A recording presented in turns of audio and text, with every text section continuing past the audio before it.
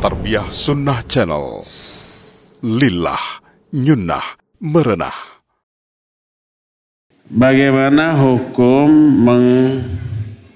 mengadhani bayi yang baru lahir? Ikhtilaf para ulama. Karena ikhtilafnya mereka di dalam menghukumi sahih tidaknya hadis tentang mengadhankan bayi. Kalau mengadhankan sebelah kanan, iqamat sebelah kiri itu dhaif, disepakati kedhaifannya.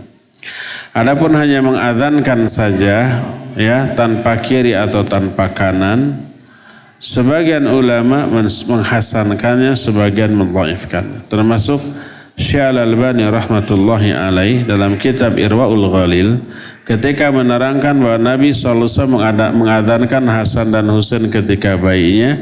Di penjelasan yang awal beliau menyatakan Hasan insya Allah. Hasan, karena itu boleh dipakai, diamalkan. Tapi beliau menelaah lagi, ternyata setelah penelaahan yang terakhir beliau menyatakan terbukti itu dhaif.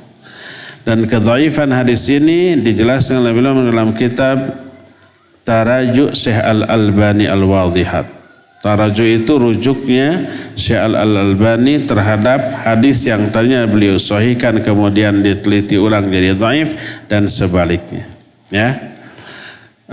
Perubahan penilaian ulama kepada hadis bukan menunjukkan kebimbangan ulama itu, bukan sebagaimana kebanyakan orang. Dulu sahih, sekarang dhaif. Dulu dhaif, sekarang sahih. Tepugu.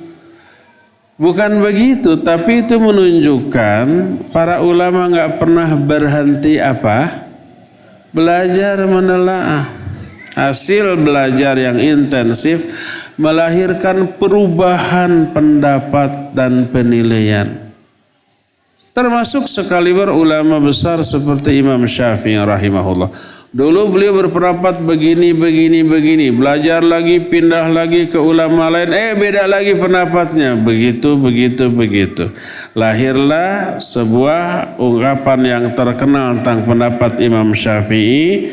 Ada dua pendapat, qaul qadim dan qaul jadid. Dalam masalah yang sama. Qaul qadim adalah pendapatnya yang terdahulu. Qaul jadid adalah pendapat yang baru. Setelah belajar.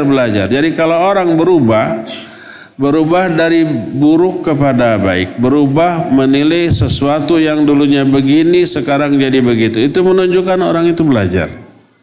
Orang itu terus berimprovisasi, mengembangkan kemampuan diri, ya. Dan itulah yang harus dilakukan oleh setiap orang. Jadi kalau saya pribadi tidak mengadhankan bayi karena tidak adanya sunnah Nabi SAW yang didasarkan pada hadis yang sahih. Hadis tentang hal itu dhaif adanya, ya.